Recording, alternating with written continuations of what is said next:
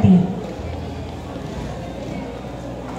Buong puso ko po pinabati ang ating mga mag-aaral na magsapagtapos ngayon sa senior high school ng isang maligayang pagtatapos.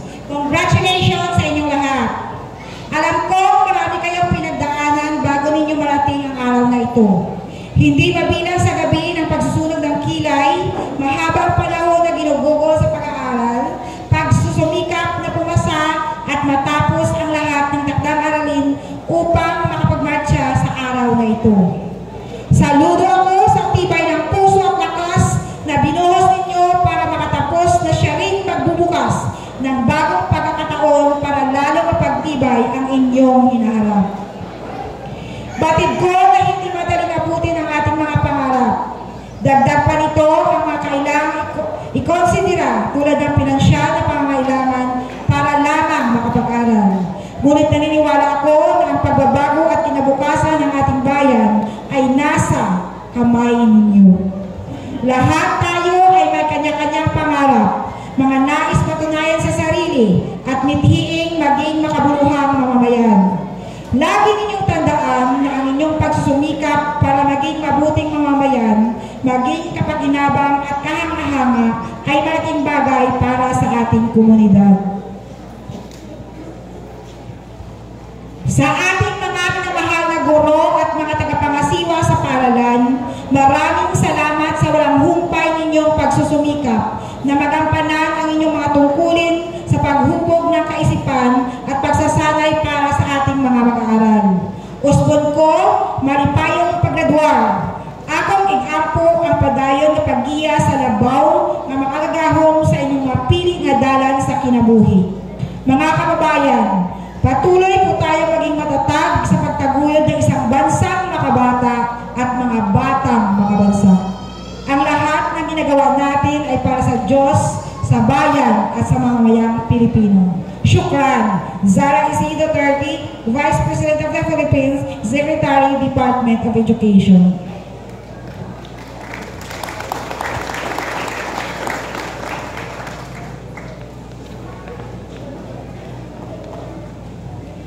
Celebrating the achievements, a message from our Regional Director, Ramer B. Oitico, EDD CISO 3. Graduation marks an end to journey filled with obstacles, victories, and invaluable lessons. It is a momentous occasion that symbolizes hard work, dedication, and testament that you are now set to face the narrows ahead. This is the beginning of a new chapter in your life, which gives you the chance to reflect on the hurdles you have overcome and the growth you have experienced in your alma mater. You persevere throughout your journey, academic challenges, and personal struggle. Your family, friends, mentors, and educators who believe in you and your potential belong to your support system. With this year's end of school year rights theme, Kabataang Pilipino para sa matatag na kinabukasan ng bagong Pilipinas. I hope you will each this message in every corner of your hearts. May you become a fulcrum of change and make our country soar towards greater heights. My dear champions, a toast to you on this remarkable achievement. As you step into the future, pursue your aspirations with valor, passion, and a firm commitment to excellence. Make a dent in the society and live the life of a true champion. Congratulations, Ramil B. Oitico, EDD CISO 3, Regional Director. A message from our school's division superintendent. Kabataang Pilipino para sa matatag na kinabukasan ng bagong Pilipinas.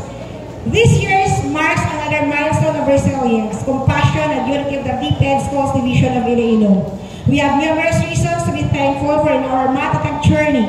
Successful curriculum implementation, despite the challenges of extreme heat and other unwarranted situation, improved literacy and numeracy performance, safe learning environment, strengthened collaboration among parents, LGU, and other stakeholders, championing sports activities, open communication between the SDO and all teachers, and many more. We ended in the right trajectory of our strategic direction, Pangibabaw, Iloilo. As your school's division superintendent, I share the joy of bringing light to the life of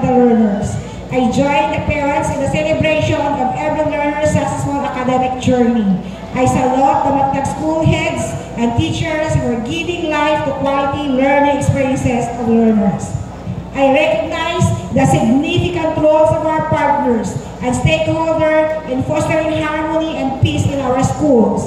Most importantly, I congratulate all champion learners for taking an active part in the entire teaching and learning process. Thank you for giving meaning to our existence in DepEd. You are all the reasons of our existence. Dear learners, we have high hopes in you. We will continue to pray for you. Be matatag in mind, heart, and soul. Pagibabaw, Iloilo. Dr. Ernesto F. Sermonin Jr., MNCA CISO 6, OIC Schools Division Superintendent. So then I will give the floor to Ma'am Aying or Servieta Guillem to read the message of our very own Congressman and Board Member Binky. Ma'am Aying, please.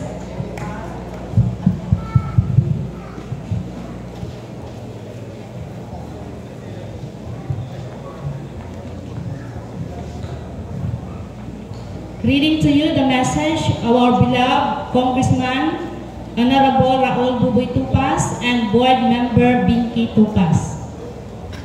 Greetings of peace and joy. Our warmest congratulations to the graduates of Batch 2024. Success is earned the sweetest when one learns how to labor and to wait. Today marks a remarkable day in the lives of our graduating learners, for they have successfully completed a huge milestone in their education. The hard work, determination, and perseverance that they have invested have finally been rewarded with medals of recognition for their achievement and diploma as a testament that their dreams of finishing their secondary education has been fulfilled.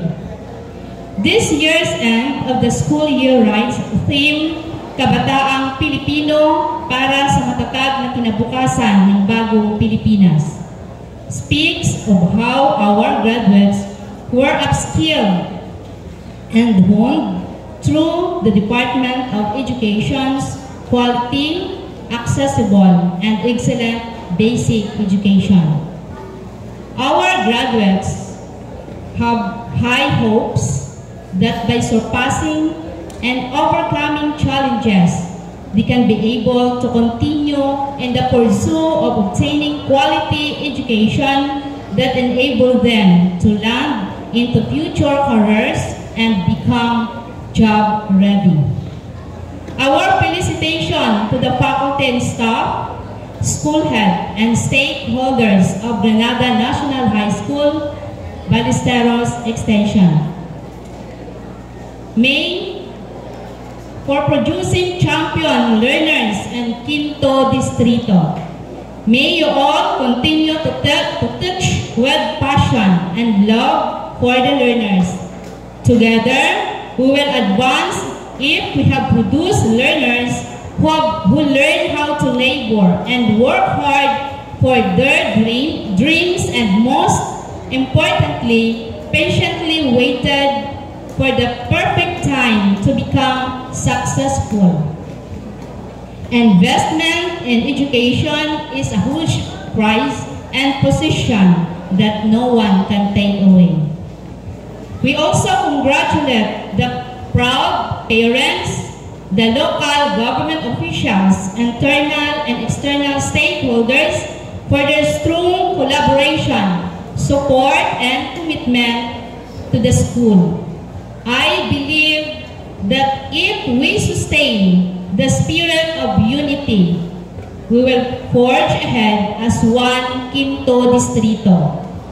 In closing, we once again congratulate the graduates of Granada National High School, Ballesteros Extension.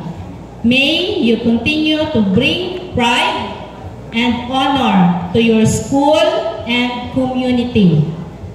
You have all a promising and brilliant future. May the good Lord guide you all in your future endeavors. May God bless us all. Mabuhay. from Raul Buboy C. Tupas, and this